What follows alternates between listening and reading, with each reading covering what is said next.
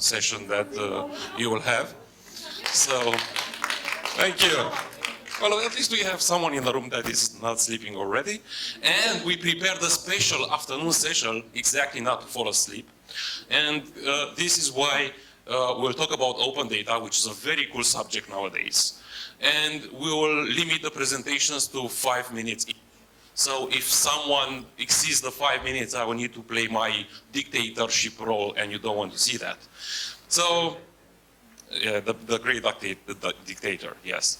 So we asked the participants to do presentation on open data and to answer the following issues: the address of open data portals, the number of open data sets, 2 notable cases, example, 2 lessons learned from open data, and opportunities for cooperation. And they need to do all this in 5 minutes. And hopefully we got 4 people who said that they would do it. 2 of them are here, and the other 2, they didn't bail out. But one of them is with us online from Serbia, and one has sent us a video presentation. So at least one of the presentation is exactly 5 minutes. We have it already on tape. So with this, we'll start with Slobodan Markovic, who is online. You can see his face there on the screen. He's coming from the Serbian National Internet Domain Name Registry. And I think he has now the 5 minutes, if we can hear him. Can you say something? Okay, do you hear me? Ready, go. Okay, so Open Data project in Serbia started 2 years ago when the UNDP in Serbia commissioned a study on Serbia's readiness for open data.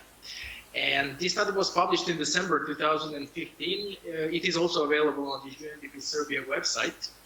And the study identified state institutions that were most interested in opening data and had the necessary capacities. So early last year, the government adopted a new e-government strategy, which included for the first time a whole chapter on open data, based on the UNDP study. Soon after, in March last year, a multi-stakeholder working group on open data was formed. And the idea was to establish a coordination and support platform for the process of opening data. There are approximately 20 state institutions currently in the group, and about 7 to 8 NGOs and international organizations as well.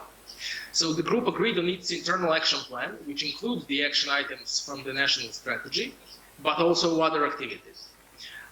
Members of the group support each other in the process of opening data. They including on aspects related to technical issues, the standardization of data, licensing, data quality, and of course, which is very important, outreach and promotion.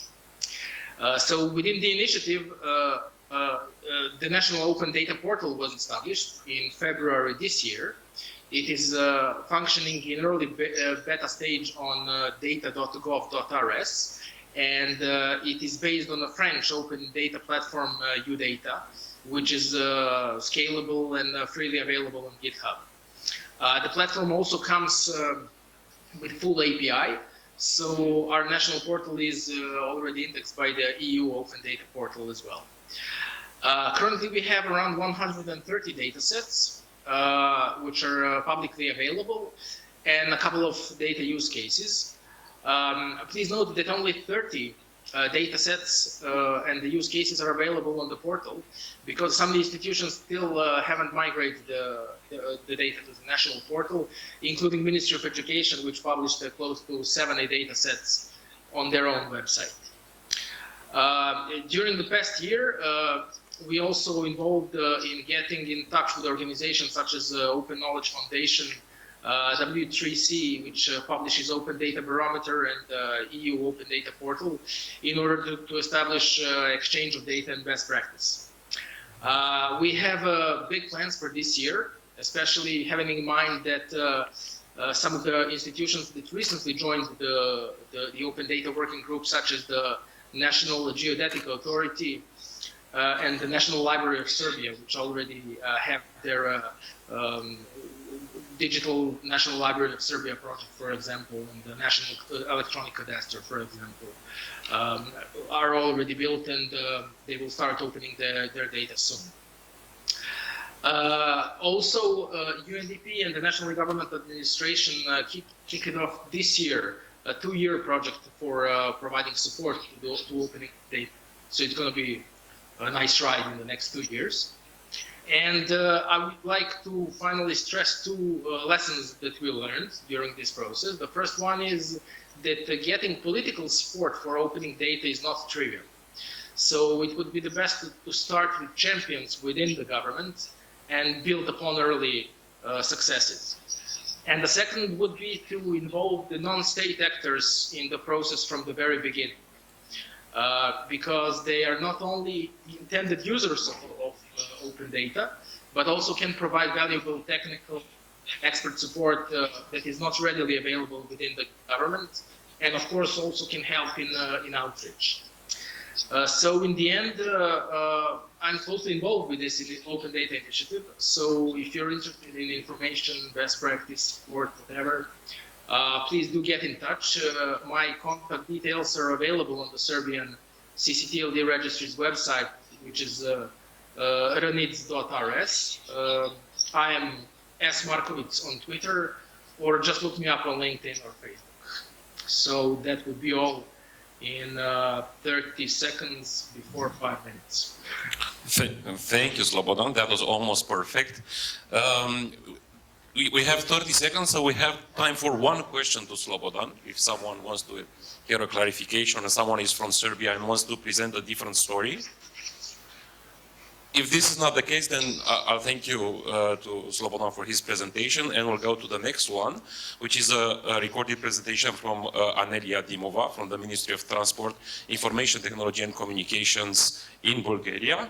And hopefully the magic will happen and we'll see her presentation. Hello everybody, I'm Anelia Dimova from Sofia, Bulgaria, and would like to present our experience, Bulgarian experience on open data. What is open data?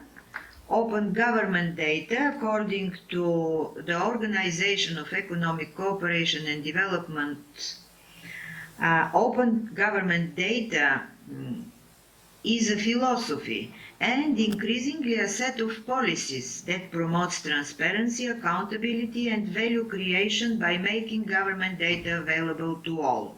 Public bodies produce and commission huge quantities of data and information. By making their datasets available, public institutions become more transparent and accountable to citizens. By encouraging the use, reuse and free distribution of datasets, governments promote business creation and innovative citizen-centric services. This slide shows Europe's Digital Progress Report for 2017, and the country profile of Bulgaria is highlighted with an open data significant progress made in the area of open data, for which Bulgaria has become a trendsetter in Europe Top 10. Bulgarian Open Data Portal, above 2,000 datasets, above 400 public central and local administrations profiles, above 50 public bodies uploaded info up to now. Some visualizations on the Bulgarian Open Data Portal. Sorry, it is only on in Bulgarian. For the crime, for the education, health system, and so on. Another part of Bulgarian Open Data Portal for the Ministry of Transport, data sets. This is the Bulgarian success overview for 2016. According to landscaping, portal ranking, usability of portal, impact and development, best practices, drugstores, Sofia Urban Mobility Center, for example, the ranking, This is the most important ranking, the top 10 place for Bulgaria. Another important measurement tool is Open Data Barometer. Today, on 30th May, Bulgaria participates for the first time. You can see the fourth edition of Open Data Barometer and the success of all countries participating. On the site of my ministry, Ministry of Transport, Information Technology and Communications, could be seen a lot of information on open data. On the right, you can see data sets, legal framework, European policy, trainings, events, and so on. This is a slide showing data sets in open format supported by the ministry and subordinated structures. Sorry, this is again in Bulgarian only. By the time being, the national contact point for open data in Bulgaria is the brand new state e-government agency, and especially the data department dealing with all open data issues. The links on the slide are very interesting and recommendable, especially the last link where you can see the recent event in Bucharest, Romania, with two very attractive presentations on open data matters. Keyword: national coordination. This is like lesson learned. This is a must. No, not patchwork. That is all from my side. I wish you to keep calm and open data. So, we need to thank Anelia for this video. You got the message at the end, so keep calm on open data. And now we'll see the presentation from Filip Manevski, who's from the Agency for Electronic Communication from Macedonia. So we'll see if in Macedonia you do keep calm and open the data. No.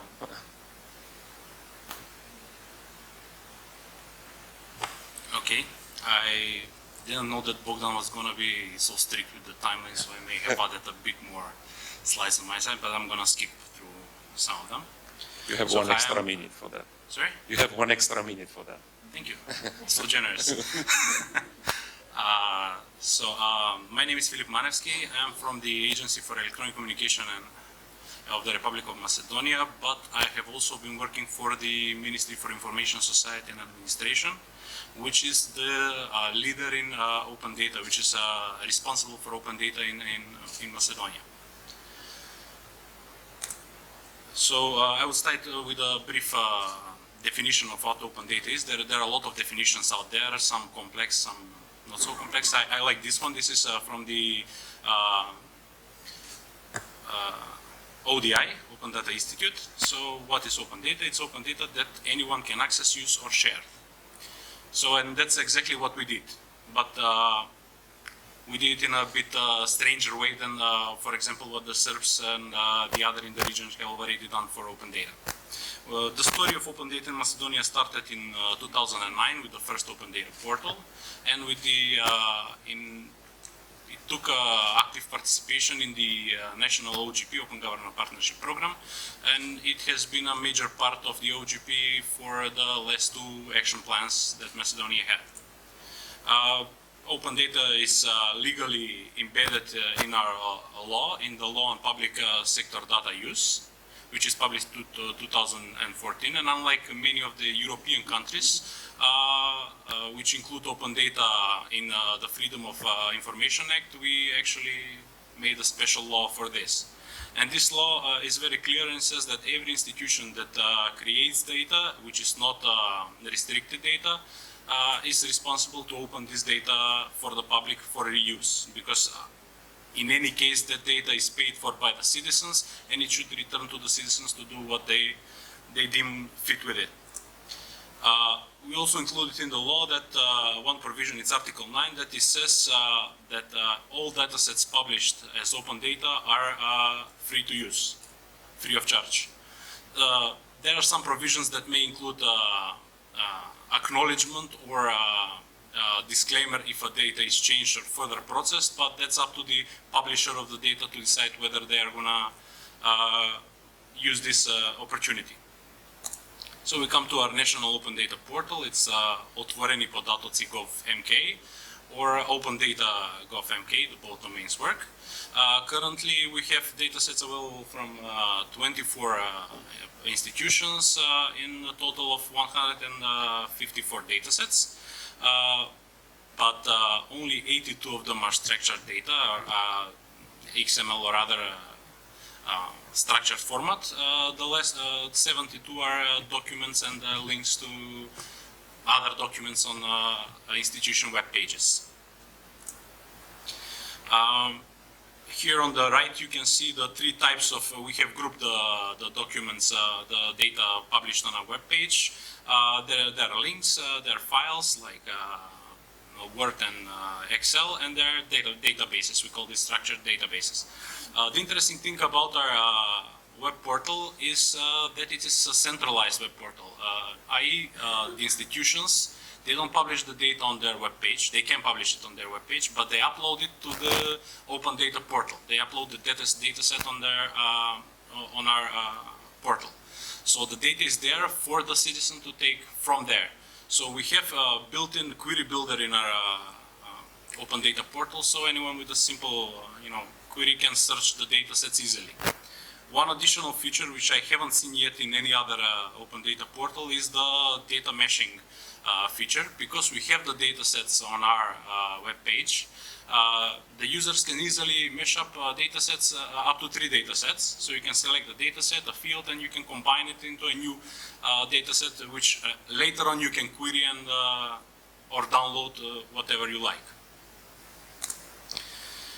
Unfortunately, we don't have that many apps for open data. However, there are 2 very important apps which a couple of years back opened a real discussion in Macedonia. These are the quality of air apps. And thanks to these apps, there was a lively debate a year and a half ago about the quality of the air in the central area of the capital city, in Skopje. Furthermore, we, with the help of our Austrian partners, KDZ, that's for public research NGO in Austria, we developed the Macedonian standards for metadata. It's based on DCAT AP, so we didn't reinvent the wheel, but because there are a lot of classes and in that standard we chose 5 to be mandatory. These are the catalog, dataset, distribution agent, and vocabularies. The rest are optional. The institutions can include them, but these 5 are mandatory. And not all fields of these 5 are mandatory. We have also selected some of them. So basically this is how it looks for one data set. We don't have time to go through that. So challenges and lesson learned. Although our platform being centralized as it is has its strong points, because basically if you think of it, by having the data in one point and with this data meshing, you can easily facilitate up to linked data to get the linked data. But it has issues with ownership of data sets. Many institutions here think, okay, we're giving the data to the ministry and it's up to them now. We're doing them a favor, not fulfilling just a legal obligation. So we may think of revamping this. There are talks about that. Maybe go with the mainstream, like the Serbians went with the French platform. It's very good, or the British CCAN. We also don't have visible licensing, because when we were developing this version of the open data portal, we thought that what is stipulated in the law is sufficient, but it came out that it's not sufficient, that we need to include licensing. We are thinking to go with Creative Commons. And there is unstandardized structure of related datasets. So, one NGO in Macedonia is working already on this for the financial datasets of the municipalities. They have identified the datasets, they have identified the structure. So hopefully in the next year, when the municipalities publish this data, you can compare the financial data between the institutions and not compare apple and oranges. As for international cooperation or regional cooperation, we had a meeting in Brussels in RESPA recently. We talked with our colleagues from Serbia, Montenegro, Bosnia and Herzegovina, and Albania, I think, and Kosovo, in maybe making a mechanism within RESPA to promote regional cooperation on standardization of metadata and standardization of certain types of data sets. So in one place we can have data sets from multiple countries, which can hopefully lead to healthy competition between the countries. That's it. I think I wasn't. Thank you. It was 6 minutes and 2 seconds. Thank That you. was perfect. I'll suggest to go to the next presentation of my colleague Matei Vasile from Association for Technology and Internet in Romania, and then we'll open up for questions. We will have 5 or 10 minutes for questions. Go ahead.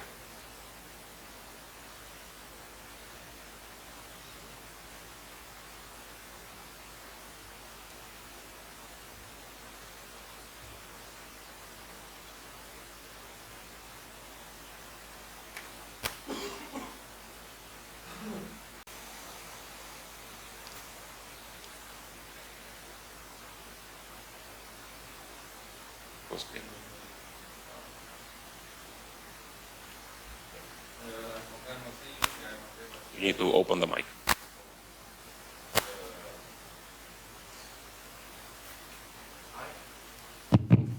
Hi, I'm Matei Vasile from the Association for Technology and Internet from Romania. And I'm going to talk a bit about the open data in Romania. Right now we have one national open data portal. You can find it at data.gov.ro.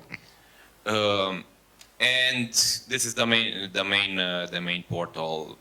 We could safely say this is the only portal in Romania. Other institutions publish open data on their own websites. Some of them publish both on their websites and on the data.gov.ro portal, like, for example, the Ministry of Justice. Others, like the Ministry of European Funding, publish their open data only on their website. It really varies, but more and more institutions are putting their data on the national portal. On the national portal, as we were speaking, there are 961 data sets from 50 institutions. And going. A few examples, for example, Onorată Instanță, which means honored court, is a website which uses open data from various sources, and it ranks the courts in Romania according to a set of standards they created, and it's quite interesting to see which courts are the most expedient, the most thorough, and so on and so forth.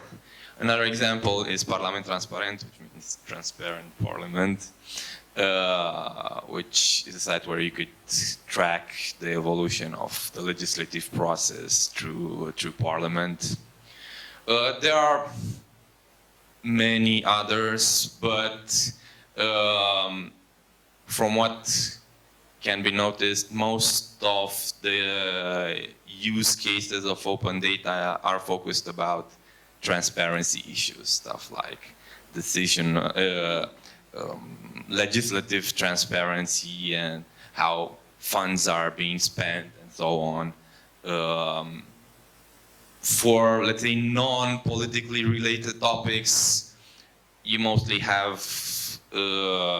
applications or websites of local interests, stuff like an application or using the bus schedules in various cities and stuff like that, but that's more localized. As for the lessons learned, well, opening up data is hard, and not because of obvious reasons.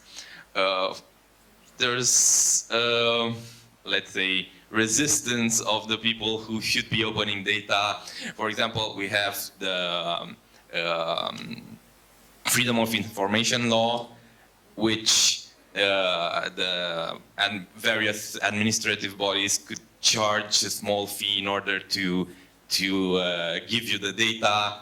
And when the open data push came, they were afraid, okay, now we lost this avenue of income. We don't really like open data because we just give out everything, so we won't be able to charge for it and stuff like that. So it's a constant struggle for non-obvious reasons, I would say. And then just opening up data and dumping a lot of data on a CCAN or some other platform you implement isn't enough. In a way, as I was saying, in Romania, most of the applications are kind of politics-based, financially based, but there doesn't seem to be much interest of reusing other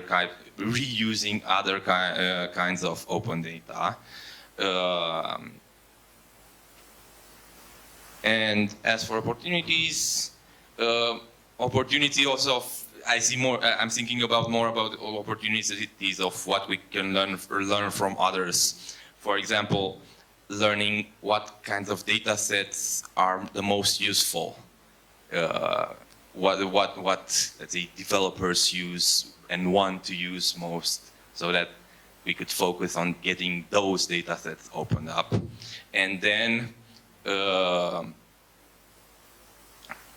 finding out uses of existing data sets, because this is where collaboration is really useful, to find out how people are using various data sets and what the data sets are the most useful to have open. And that's about it from Romania. Thank you. Thank you, Matei. So we did it. Nobody fell asleep during this presentation. I checked very carefully. And we have the time for 2 interventions or questions, or if you come from a country which wants to present what they've done in the field of open data. I see a lot of interests. About 40, 50 people want to intervene at the same time, and it's kind of heavy. Philip wants to intervene. Oh no, he's just making a photo. Andra, you have a question, and then I'll be back to this. Hello. For Macedonia, how often are the data sets updated? Because in most of this country, the problem is the update of data. And of course, afterwards, the high value data sets, and if you prioritize somehow the data sets. Thank you. Thank you for the question.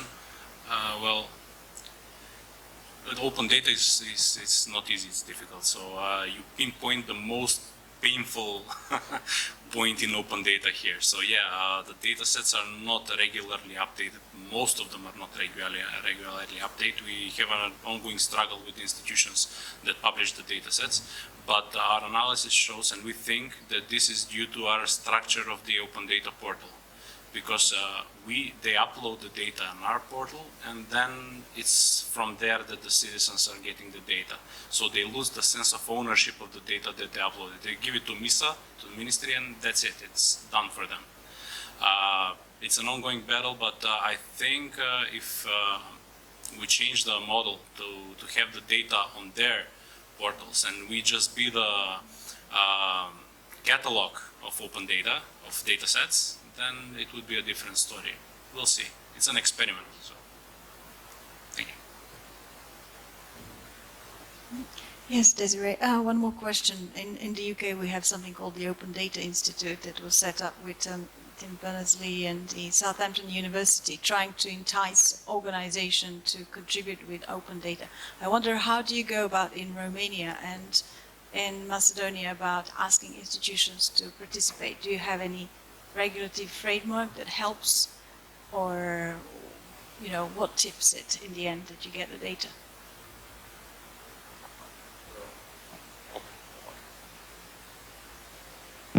Well, in Romania, as this drive for open data was happening, we had this open government partnership in which the government was involved and civil society. For example, our organization, APTI, was involved, and a number of other civil organizations were involved in discussing what is needed, why it's needed, how it's needed, and so forth. So we organized trainings for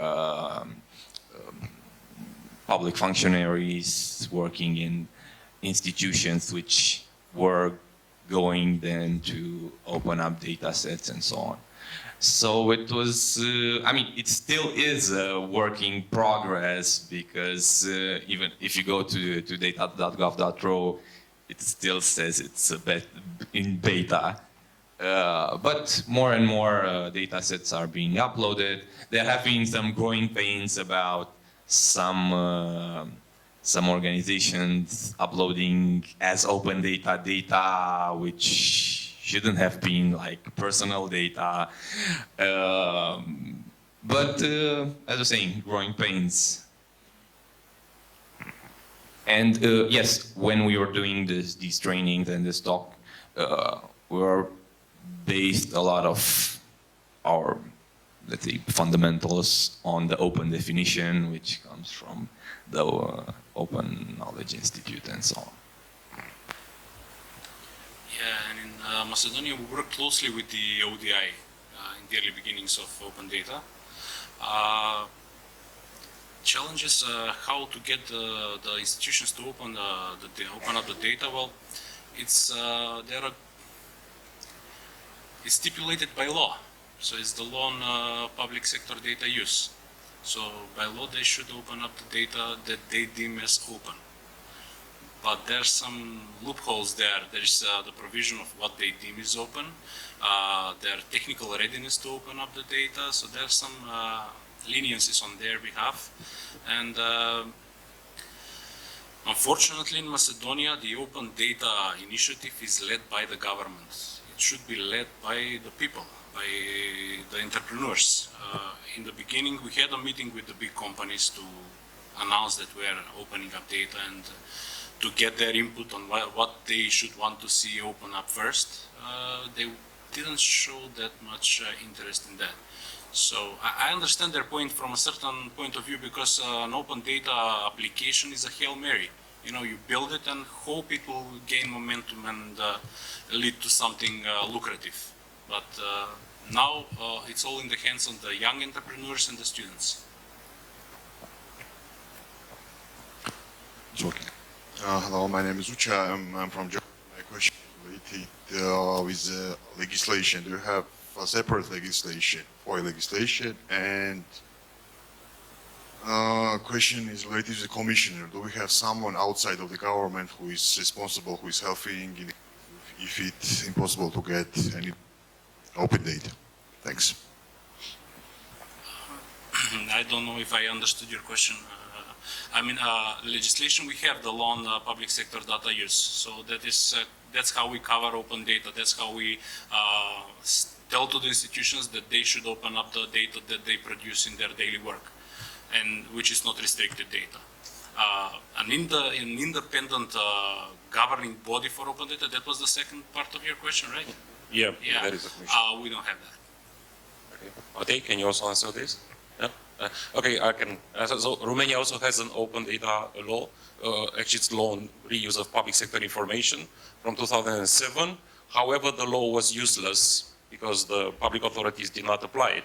So until Romania joined the Open Government Partnership, nothing has happened in practice. We don't have an information commissioner or an open data commissioner, and actually the body that takes care of this is under the General Secretariat of the government, they don't have a direct power to impose institutions to open up data, but they do talk a lot with public institutions, so if you come with a request to them, they would help you in this endeavor. Okay, well, thank you for your question. I think we covered as much as we could in 30 minutes. Thank you for the panelists, and with no break, we need to change the subject and to pass on the next panel, which is about IDNs. Thank you.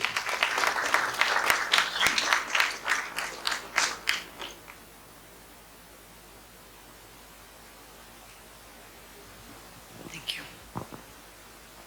Thank you very much.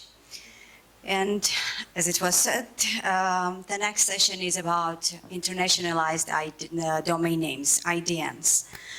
IDNs contribute to making the internet being more inclusive, as the possibility of accessing and registering domain names in more languages and scripts other than Latin make more people to come to the internet. And this opportunity is exceptionally relevant for the Southeastern European countries. As you know, this region is really very rich in on the national scripts and languages. And there are many countries in our region who already implemented the IDNs in their national scripts. There are countries who only plan to have these domain names being delegated, and it is in their national country code, as a country code, top-level domain names. But the region is also rich for new GTLDs in IDN. So this is really very rich in IDN, our region, and this is a specific topic for us. Nevertheless, being rich for this and wide use, there is not wide use of domain names in this region, but there is a need for more awareness and promotion of better understanding of what is internationalized domain names in our region. And I would like to give the floor to Elizabeth. I can board member to take the floor and speak and make an introduction of what is IDN, a little bit of its history. Thank you. Thank you very much for the introduction. So my name is Luzewies van der Laan. I'm actually Dutch, but I live in Slovenia, so I consider this to be my region. And it's my first SEEDIG conference, so I'm really happy to be here. And it's because Andrea said you absolutely have to come, because this is, one of the best, dialogues on internet governance you're going to find. So I'm really excited to be here. And I can't think of a better place to talk about internationalized domain names, because if I understand correctly, this region is actually kind of where the Cyrillic alphabet was invented by Cyril and Methodius, who needed, of course, to promote the Bible to the local population. And that's how we got a whole new alphabet. So, of course, there are many scripts around the world other than Latin. I mean, here in the region, it seems to be quite simple with, with Georgian, Armenian, Cyrillic, Bulgarian. There's many different ways, and it's going very well. But if you think a little bit broader, if you think about Chinese, if you think about Hindi, if you think about Urdu, if you think about Japanese, think about Arabic, which has the added interesting detail of being written in the other direction, which is quite interesting when you make an email address. You can imagine the multitude of opportunities when we look at IDNs. So I'm a member of the ICANN board. I was elected by the NomCong, so I guess that means by you. You guys are all my boss. As you know, we now have an empowered community, so if I don't do my work, you guys can kick me out. So happy here to serve you. I was elected in October 2015, and I'm completely new to the internet space because my background is in politics, so I'm more about privacy, human rights, those are my kind of things. So I don't know any of the technical stuff, but that's why I have Andrea. Everything I don't know how to answer, he knows everything, right? But I want to talk about it from the perspective of the board. For the board, it's actually quite easy. We think IDNs, of course, are a wonderful way to make sure that more people get connected to the internet. Let's face it, not everybody has a Latin keyboard, not everybody speaks English, and just because the origins of the internet are American, it's by now completely global. And the more people that can use their own name, that can use their own language, that can use their own script, that's of course a great way to get more people connected. We're talking at lunch about the opportunities that IDNs bring. One of them, of course, is to get a different generation on the internet. I mean, think about your parents, think about your grandparents. They may not necessarily be fluent in English or use the Latin script. It'd be a great way to get them online.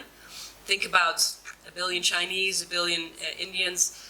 It's great if we can open up those, connect that, because for me, in the end, internet is all about connecting people and connecting ideas and bringing down borders. Now, so the idea of having more different scripts on the internet is a wonderful one. But of course, there's the other side of it, which is that the only way the internet works is if the identifiers are unique. And if you type something somewhere, it will end up going to the right unique IP address. If that doesn't work for some reason because there's confusion, then the whole internet doesn't work. And this is where we see the challenge. And I'm not an expert in any of the scripts I'm talking about. I'm just repeating what the experts told me. But apparently there are symbols in Han Chinese which are identical to those in Japanese. There are examples that I've heard that if you sit down in Pakistan on an Urdu keyboard and you type the name of your Saudi Arabian bank so you can log in and do your banking, and you do exactly the same thing when you're sitting in the Emirates with a different keyboard, but it's all Arabic, you end up in a completely different address. Now, that is exactly the kind of thing we don't want. If you type in facebook.com, but you put an accent on the E, you get it in a different place than actually at facebook.com. So if that little accent on the E already makes a difference, you can imagine what happens when you get scripts which are similar and where there's confusability. So for the board, one of the key responsibilities we have, which is the essence of what ICANN does, is to make sure that the internet works. The only way it can work is if there's no confusability, if we know exactly when you type in something that you're going to end up in this IP address and no other IP address. So we want to make sure we don't delegate anything that could lead to confusion. And so the question is how we weigh that. You know, the incredible opportunity of IDNs and the risk of confusability. And this is, of course, something that we, as a board, don't fix, but that you fix, because the internet community, and especially in this case, the techies, these are the ones who are going to make sure that whatever we delegate into the root is going to be sure there's no confusability. And then it's just up to us to weigh it. And I think this region has an incredible role to play, because you're actually ahead of a lot of countries. There's a lot of new TLDs here, CTLDs as well. You have experience with doing this. Other regions could learn from that experience. And I think you could apply that, especially at the technical level, to make sure that when you type something in a certain script, that when it ends up in Unicode, that there's no confusion that it ends up in the wrong place. And to take that experience and to share it with the rest of the world so that we can get the rest of the billion online, that'll make a huge difference. So it's really important that everyone gets involved. It's really important that you use your experience with the IDNs and share that with the rest of the world. And for the rest, I'm really glad personally to be here, and I really look forward to hearing about your experiences and how you've done this, what we as a board can take as considerations when we move into the next steps. And of course, we don't have time for that, but it's very important, of course, to keep working on universal acceptance, because that's a very important part of this as well. So thank you very much. Thank you, also. We will come back to this universal acceptance during our conversations. But before going to the discussion to all of you, I would like to present to you the results of IDN survey, which we have conducted in SEEDIG and shared with all the community. So I hope it will work now. Let the magic be done. Yeah, great.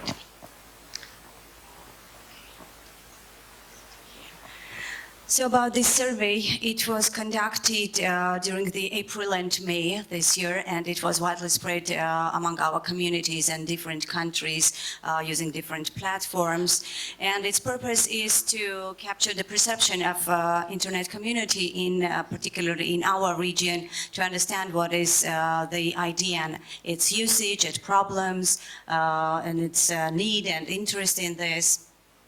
And we have some key findings, and I would like to read about them and represent it to you. So almost 63% of the respondents of this survey have not registered IDN domain names. So they do not have their domain names. And 38 of them have not heard even about anything about IDNs. Almost 32% do not see any benefit of its use. And 36% don't even know whether they have the IDNs in their countries or not. Almost 35% of those who have registered the IDNs, they have faced technical issues, and they are not satisfied with the usage of their domains. And 50% of those who have registered IDNs, they think that IDN TLDs should be connected with their existence. So this is another key finding we have. And 36% thinks exactly the opposite. More than half, almost 56% of all respondents think that IDNs are an important issue. So you see, we have 56% of respondents who see that it is an important issue, but if going back, 63% have not registered. So they think it's important, but they do not take actions. And when asked whether there is a need for IDNs in their countries, 32% of respondents answered positively. And the equal percentage says there is no need for it. And as a main disadvantage of IDNs is related to unsolved technical issues, and with this universal acceptance, we know. But about the benefit of it and advantage is its role in promoting multilingualism online. So these are the key findings we have, and a little bit about different things, just basically about the questions, IDN registration. So we started and separated the result in two blocks, like those who have registered domain names and those who didn't. And those who have already registered, we see 63% have not registered their domain names in IDN, as an IDN, and we will go to these results first. So when we asked to indicate the reason of not having registered, we have 31% saying that they don't see its benefit or never thought about it. They don't know what it is, and those who know what is IDN and they want to do, they keep postponing doing registration. But there are others, and it's like 18% of respondents, and in this sense we have like using Cyrillic letters, for instance, cuts off all Latin words from your site, so kind of implementation risk for them who haven't registered domains. To the question, have you ever seen IDN, like working IDNs in internet, you've searched or not, have you seen them? Well, 61% said that yes, they have met IDNs online, and 38% said no. To the question, how would you explain what an IDN is? Just several of the examples. Well, mostly people say the exact result, what is the exact definition of IDN, but there are some fun response also, like interaction, distraction, noise. And we have also a very vivid example of what is IDN, and it is in Armenian script, like say hmiadzin.hi.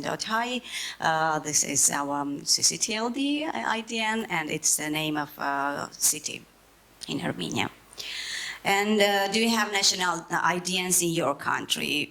We have 59% said yes, 1% said no, and this is a big number, almost 36% said that they are not sure.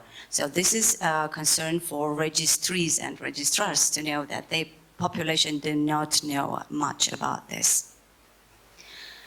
Would you like to use IDN domain names? Yes, there is an interest in it for 59%, and 41% said no.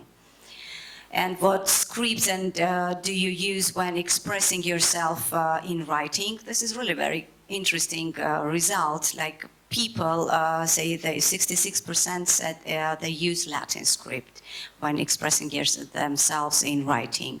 Cyrillic is 33, and then well, Armenian 23, Georgian 17. Greek and other languages also.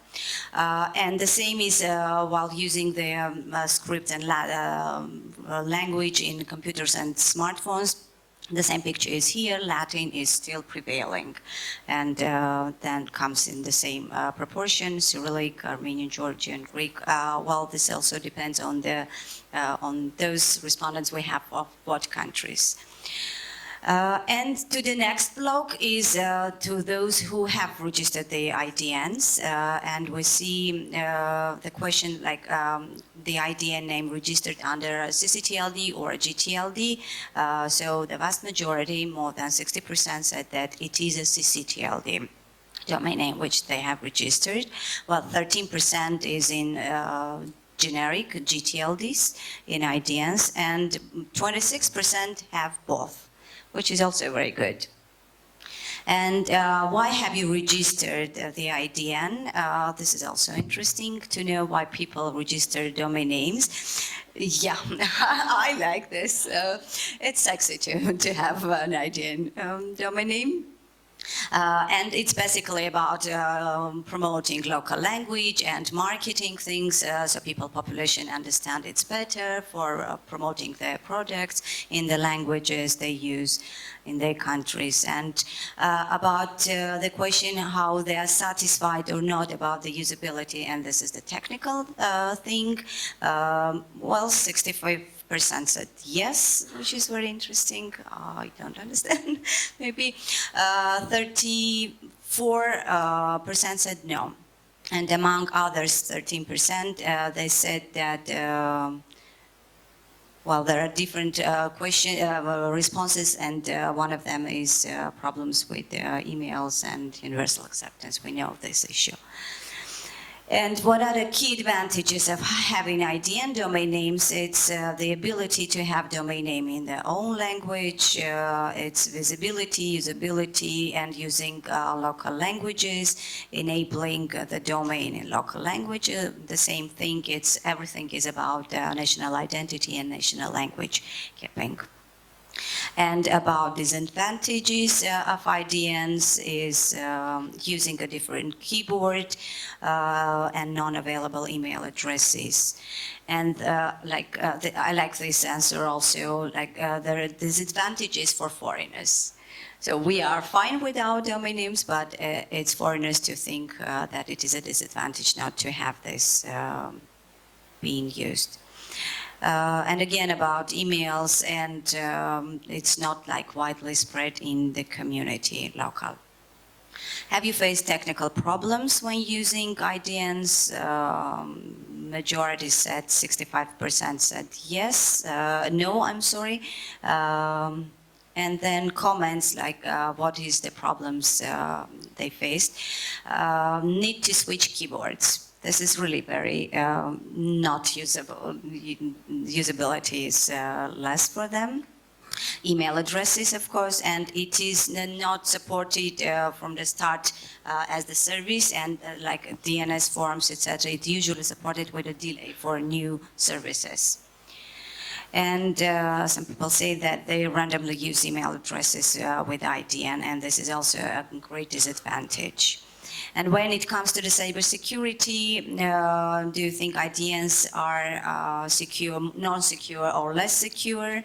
13% say that it is more secure than non-IDNs. 4% is less secure. 61% almost said that it's equally secure. And some people are, it's hard for them to compare. Do you think that IDN should be connected to existing TLDs? Like you have already your domain names in Latin script. Do you want to have your IDNs attached to this, parked to your already existing domain names? 50% said yes, there is in it. It should be connected, and the others said no. And those who will make comments, it's all IDNs should be independent from any other TLDs. If we connect them, their value drops. And there may exist browsers that do not support IDN, so they see that it should be connected to the existing domain names. And we have some questions also. Do you think that IDNs are important issue in C? As I said, it's 55% said yes, it's really important for our region to have them. 21 said no and don't know, and other comments. So about the comments, they are barely used and recognized, and when they are used, it's very specific and narrow cases. And yes, it's definitely one of the many tools needed that will help bridge the digital divide. And some people say that they don't know. This is very fair. If your country does not have any IDN, would you say there is a need for it? 32% said yes, and equal number said no. And 22% said that they don't know. And about some comments about these, they don't know. Latin IDN is necessary. And I will read this comment like, yes, protecting identity, improving searching engines may be better. And as an example, I was searching for math exams for 3rd grade. I got a lot of results which were not relevant. So using IDNs is really very important, so that to have a specific result, whatever you search. And do you think that IDN domain names need to explain? The comment said yes, absolutely. People easily use their native language because of culture, language, and heritage. What are your views, the main benefits of IDN? It's promote cultural diversity, multilingualism, help bringing more people online. And what are your views, the main disadvantages? It's create confusion. And vast majority said it's still an unsolved technical issue. So we're coming back to this. And there are some risk of fragmentation, and market is not yet ready for it. And a little bit details of who take participation and contribution for this survey. We have stakeholder groups, you see, technical community, 35%. We have private sector, 40%. So the interest is there. Civil society, 27%, academia, 24%, IGOs, 6%, and media is almost 5%. About the gender, we have 53% male and 46% female. And about the age group, the most active were above 40s, it's 38%, and below is the rest. And this is basically it about the result, and I want to say thank you for those who contributed and filled in the survey with these results. We have a little bit more clear picture of what is IDN and the interest in our region. And with this, I would give the floor to Andrea. So now we'd like to have some discussion. I know it's a topic that is a bit technical, but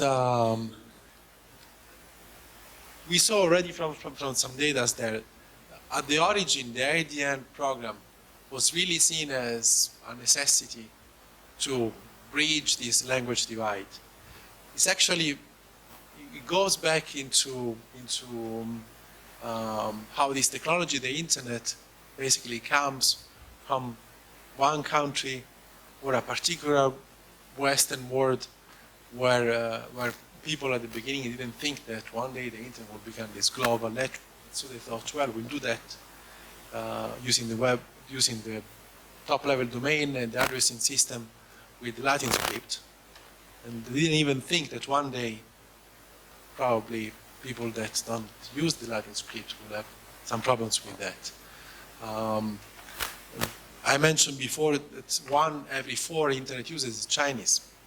And if you are Chinese-born and raised internet users in mainland China, and you're using a Chinese keyboard to go on the internet, you can write everything on the left side of the dot in Chinese characters, but then you had to write the dot CN in Latin script, and so that was a barrier.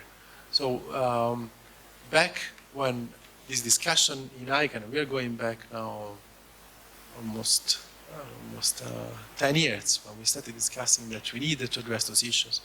We even had a fast-track process where we said for the IDNs we give a priority over all the other applications to give them the right to have their language represented at the root. Actually, the first ever new GTLD that was introduced was a dot network in Arabic, dot shabaka. But the reality a few years after is that around, does anyone knows how many domain names are currently on the web? Just an estimate, throw a number.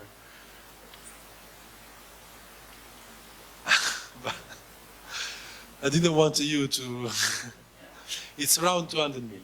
It's around 200 million. This, of 200 million, the number of IDNs is 700,000 by the largest estimate. So it's probably less than 2%, if you do the math, something like that. And there are questions of universal acceptance, as we saw before. So basically having web applications being able to recognize your emails with IDNs. But there are also some usage issues that we haven't seen, we haven't been able to foresee. So from your experience, what do you think is the real barrier for the IDN to take out? And that's something that I believe that myself, I cannot see it because I even studied Latin at school. Didn't like it, but I had to do that. So I always use the Latin script. But when I put myself into the shoes of someone that looks at Latin script and looks to me like Chinese characters, then I think, well, maybe these things are a bit different. So what do you think is the main barrier? And have you ever used or registered the domain names with an IDN? You did.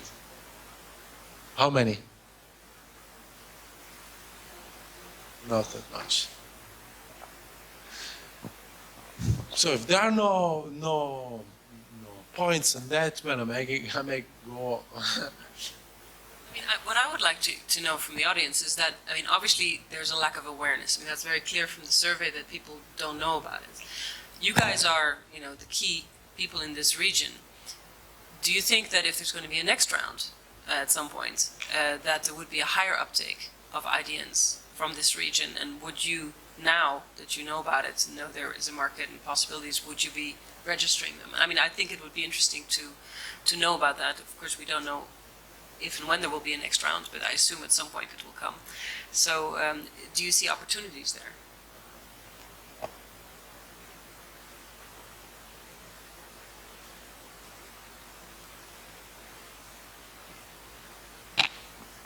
Thank you. I'm sorry for my voice. Well, I think. Would you mind saying your name? My name is Sia, and I'm Georgian. I represent Georgian National Communications Commission, which was very much involved in preparation period of delegation of our IDN. Well, our IDN was delegated in 2011, and the manager, ITDC, was delegated in the end of 2014. And then some sunrise period began, and finally in January last year, our reservation of domain names in the zone of identity TLD started, and in August registration started. But since that we have registered, so now we have 177 domain names registered and 128 domain names reserved. But I think it's not, it's very, because what is the barrier?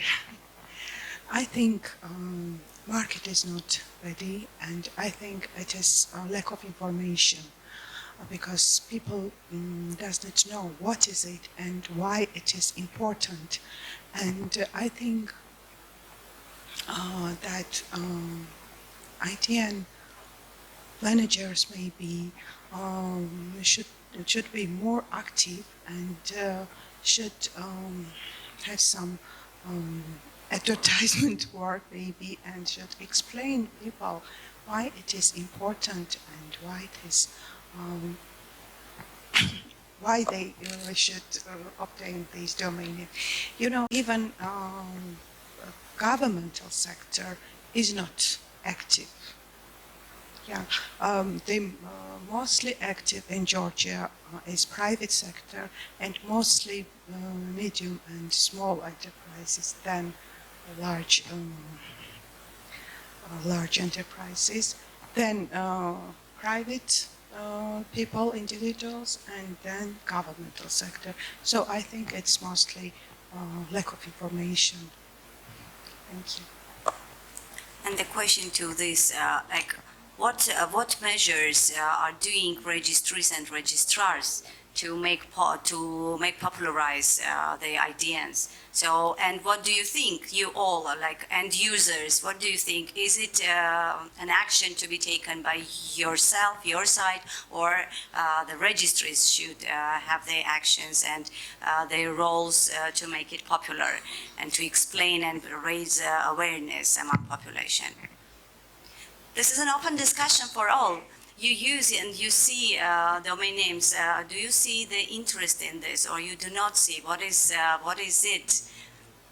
Is there any actions in your countries? Have you met domain names?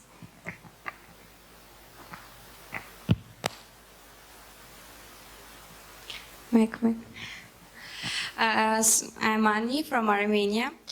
So in Armenia we have that high IDN, and we have a marketing strategy group which is striving to make that high more popular in Armenia. So as you have already mentioned, the main problem is lack of information and awareness among users. And in order to solve this problem, I think both registries, registrars, and civil society must go together, work together to make the problem solved. So I think it's our collective responsibility, because when we are speaking about internet governance, we are speaking about multi-stakeholderism. So concerning this issue, it should be our collective responsibility too. And concerning the question about barriers, what barriers there are, I wanted to mention that the first barrier is awareness. So we should just make people aware about it. And also, I think it's a superb idea, the idea of IDNs, because the majority of the world population, they do not master English, and it is logical, especially in underserved countries. And when we are speaking about the equal evolution and expansion of the internet, we are speaking about having network accessible for all people around the world. So I think IDNs will support this idea. So the technical issue must be solved with the help of engineers. So I think we will bring engineers together to solve the issue. Thank you. Very good desire.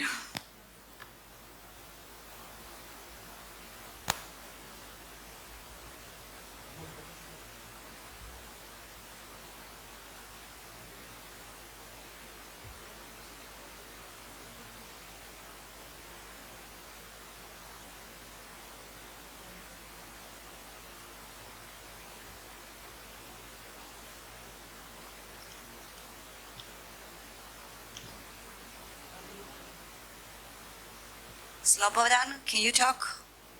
Please unmute yourself and speak. We hear you. We are ready. Okay. Yeah. Yes, thank you. Hello.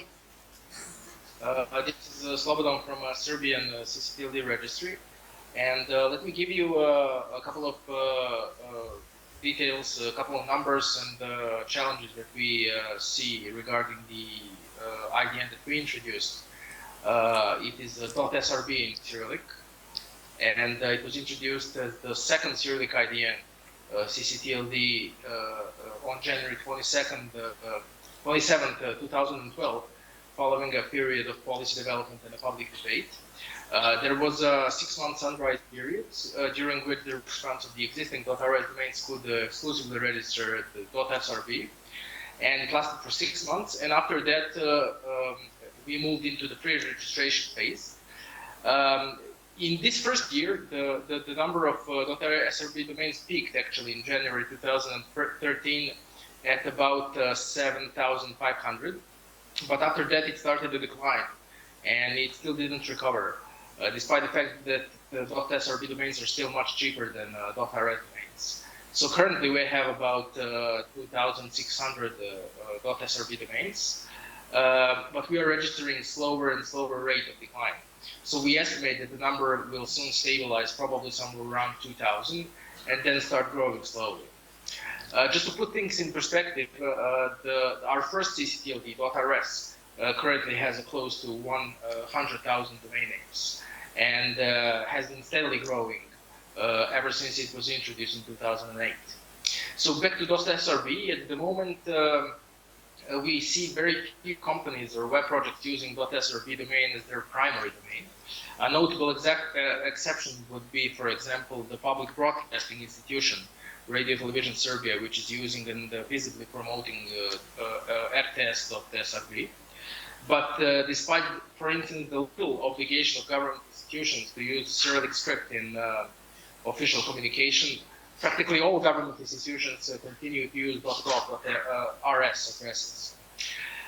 Usually, if .srb domain exists, it's either used either for forwarding to some .rs domain or serves as a .rs domain alias, essentially displaying the same content under a different address. So what factors contribute to this situation I just described? We see, for instance, 3 main factors. I will just mention them in no particular order of significance. So the first is the cultural context. In Serbia, Latin and Cyrillic are in wide everyday use. Even though Cyrillic is the official script for public institutions, most daily newspapers are printed in Latin script. Most TV stations use Latin in their subtitles. Company names and storefront inscriptions are mostly in Latin, etc. So people use Latin script in domain names in .yu, TLD, even before .rs was introduced in 2008. But after that, people just continue to use .rs as the de facto standard. The second factor are the old preconceptions, let's call it like that. Some people think that the application of Cyrillic is still difficult on computers and mobile phones. It used to be difficult once upon a time, say 20 years ago, but not today. All major platforms come with pre-built support for Cyrillic fonts, Cyrillic keyboards, spell checkers, etc. But all habits slowly changed, and we're trying to dispel some of these preconceptions and break old habits by organizing educational and promotional events. For .srb, we also develop and promote useful content related to Cyrillic domains on our website. And the third factor would be a set of technical limitations, meaning the inability to use IDN domains for email and lack of support for IDN addresses by the major applications and services. I have to mention that there is a ICANN-led initiative for universal acceptance of TLDs, including IDNs, which gathers companies such as Mozilla, Microsoft, Google, Apple, etc. We support and participate in this work.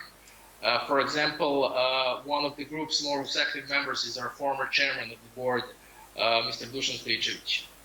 And let me in the end briefly say that we are currently internally debating plans for introducing support for a number of scripts and languages used by national minorities in Serbia, both under .rs and .srb TLDs. So we will be extending character tables in both TLDs that we manage, and we will work on promoting the new possibilities, but we also look forward to improvements in technical usability and universal acceptance. Thank you. Thank you also, Slobodan. Thank you. So we have time for another small question and then have to close up. Valentina, okay, perfect. So we have problems that are cultural, of use, of acceptance. And so how do we overcome them? Or is that a problem? Or we have to go to probably the acknowledgement that IDNs are not that needed. I don't think that's the case. I think that we will see more. I was just reading that the Chinese government, for instance, they just could buy 20,000 new domains for their or public administration in Chinese IDN, .online in Chinese, .website in Chinese, .cn in Chinese. Probably they will never compete with the .com or the Latin script, but you also have to match on the size of the internet economies of those countries. And as those economies, they grow, they become more sophisticated, more people get online, I think then we'll realize that this is an opportunity. So there is a lot of work on community side, on ICANN side to do that. I think it's important that we have not only ICANN staff, but also the ICANN board that reflects on that and hears what are the needs, what is the situation. And hopefully at the next SEEDIG we will have some different statistics from this region. We will run again this survey. And now many of you that before this session had no clue about the IDNs, didn't think that they existed, or if you thought they existed but that wasn't that important, maybe you see that next time you register a website, you can go and use the IDN form of that.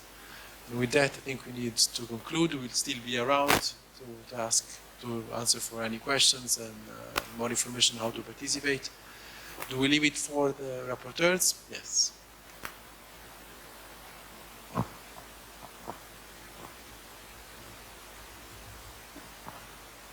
So me and Mizia, we wrote some key messages of the session. IDNs contributes to a more inclusive internet by promoting multilingualism, reaching to different communities, especially in CEE region, which is so rich in many types of alphabets. IDNs also present an important challenge, how to promote universal acceptance while keeping a functional internet. CEE region can use its experience with the new GTLDs in showing to other countries how to overcome this challenge. Despite the advantages of IDNs, the market seems to not be ready for it. Among barriers, we can count lack of awareness within the region, struggles in seeing the importance of IDNs. So there is clearly a need for next actions and start to applying measures to popularize IDNs in our region. Thank you. Thank you. So with this, we conclude this session and give the floor to the next session, and let us applause to all of us, and hope that for the next SEEDIG meeting, we will really have a growth of registration in IDNs in our region. Thank you.